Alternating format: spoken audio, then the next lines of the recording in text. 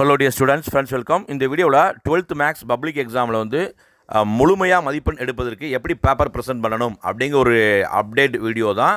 So அதோடு இந்த video வந்து பார்த்திங்கன்னா பப்ளிக் எக்ஸாமில் இன்றைக்கி வந்து 89 மார்க்ஸ் வந்து எடுக்க ஒரு ஸ்கிரிப்ட்டும் கொடுத்துருக்கேன், செக் அவுட் பண்ணிக்கோங்க.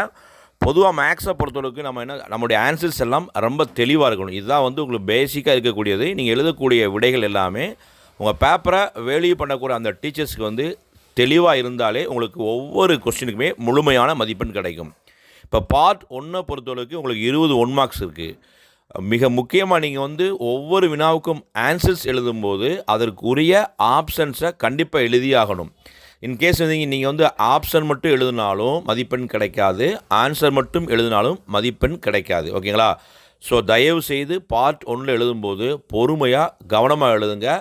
ஏதாவது ஒரு சில வினாக்களுக்கு உங்களுக்கு வந்து ஆன்சர் தெரியாமல் இருக்குது அப்படின்றாலும் அதை வெயிட் பண்ணிவிட்டு நீங்கள் 2 மார்க் 3 மார்க் 5 மார்க்லாம் அட்டன் பண்ண பிறகு கூட நல்லா திங்க் பண்ணிவிட்டு அதுக்கு ஆன்சர் பண்ணுங்கள்.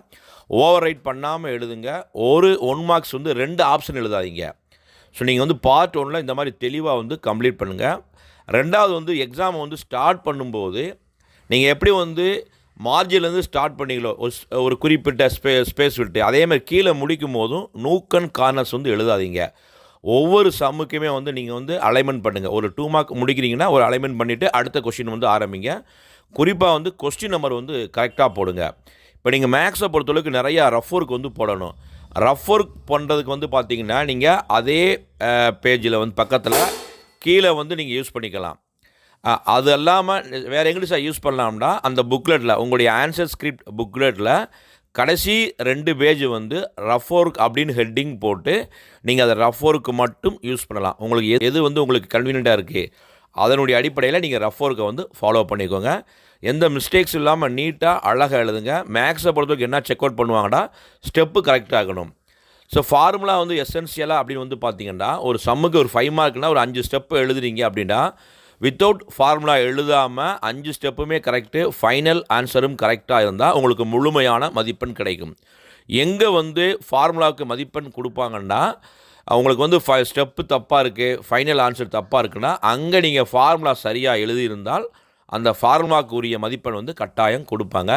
இதெல்லாம் நீங்கள் கவனத்தில் வச்சு தான் தேர்வுகள் வந்து எழுதணும். ரெண்டாவது வந்து உங்களுடைய ஆன்சர்ஸுடைய அந்த சைன் ப்ளஸ்ஸா மைனஸா அது ரொம்ப தெளிவாக இருக்கணும். ஏன்னா நீங்கள் வந்து ஆன்சர் வந்து +100 வர இடத்துல -100 போட்டிங்கன்னா கண்டிப்பாக உங்களுடைய விடை வந்து முழுமையாக தவறாயிரும். ஸோ இதெல்லாம் கவனத்தில் வச்சு எழுதுங்க. ஓவர் ரைட்டிங் பண்ணாதீங்க. இன்கேஸ் நீங்கள் ஒரு சம் பண்ணும்போது 2-3 ஓவர் ரைட்டிங் ஆகுதுன்னா நீங்கள் என்ன செய்யணும்னா அந்த சம்மவே வந்து ஸ்ட்ரைக் அவுட் பண்ணிடுங்க. ஸ்ட்ரைக் அவுட் பண்ணிவிட்டு இட் வாஸ் ஸ்ட்ரைக்கன் பை மீ அப்படின்னு நீங்கள் வந்து ஒரு நோட் பண்ணி ஒரு சென்டென்ஸ் வந்து எழுதிடுங்க. இந்த மாதிரி நீட்டாக எழுதுங்க.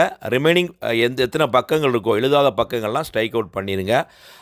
எக்ஸாம்ஸ் எழுதினது பிறகு 1 மார்க் கரெக்டாக எழுதியிருக்கமா, 7 5 மார்க் 7 3 மார்க் 7 2 மார்க்லாம் கரெக்டாக எழுதியிருக்கமான்னு செக் அவுட் பண்ணிக்கோங்க. நீங்கள் எந்த ஆர்டர்லையும் எழுதலாம். நீங்கள் 5 மார்க்கை ஃபஸ்ட் எழுதலாம், 2 மார்க்கை ஃபஸ்ட் எழுதலாம், 3 மார்க்கை ஃபஸ்ட் எழுதலாம். அது உங்களுடைய விருப்பங்கள். நம்ம முழுமையாக மதிப்பெண் எடுக்கணும்னா நம்முடைய ஆன்சர் ஸ்கிரிப்ட் வித்தவுட் மிஸ்டேக்ஸ் இல்லாமல் லெஜிபிள் ஹேண்ட் ரைட்டிங்காக இருக்கணும். ஆன்சர்ஸ் எல்லாம் பர்ஃபெக்டாக இருக்கணும்.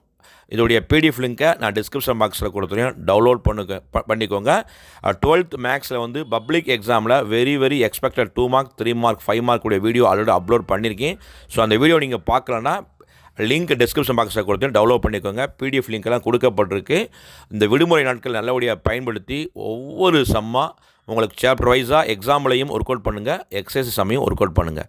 இந்த அப்டேட் பிடிச்சா லைக் பண்ணுங்கள். மறக்காமல் இந்த அப்டேட்டை உங்கள் ஃப்ரெண்ட்ஸுக்கும் ஷேர் பண்ணுங்கள்.